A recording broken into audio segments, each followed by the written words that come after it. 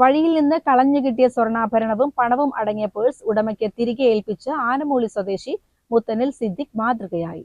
അരപ്പവൻ തൂക്കം വരുന്ന സ്വർണ്ണ കമ്മലും പണവും അടങ്ങിയ പേഴ്സാണ് സിദ്ദിഖിന് കളഞ്ഞു കിട്ടിയത്. സന്തോഷം,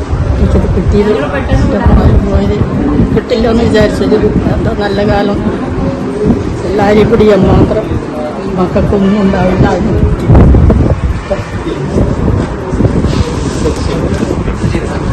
പള്ളിക്കുറുപ്പ് സുകുപ്പടി ശാസ്തമംഗലം സ്വദേശിയായ 70-കാരി കുഞ്ചിയുടെ അരപ്പവൻ തൂക്കം വരുന്ന സ്വർണ്ണക്കമ്മലും പണവും അടങ്ങിയ പേഴ്സാണ് സിദ്ദിഖിന് കളഞ്ഞു കിട്ടിയത്. തുടർന്ന് പേഴ്സ് മണ്ണാർക്കാട് പോലീസ് സ്റ്റേഷനിൽ ഏൽപ്പിക്കുകയായിരുന്നു. സ്കൂട്ടിയിൽ പോകുമ്പോൾ പേഴ്സ് കിടക്കുന്ന ശ്രദ്ധയിൽപ്പെട്ടു.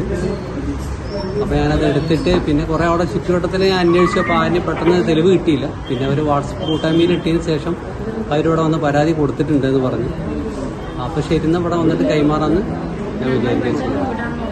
മണ്ണാർക്കാട് SI വിവേക്, ASI രാമചന്ദ്രൻ എന്നിവരുടെ സാന്നിധ്യത്തിൽ സിദ്ദിഖ് പേഴ്സ് കുഞ്ചിക്ക് കൈമാറി.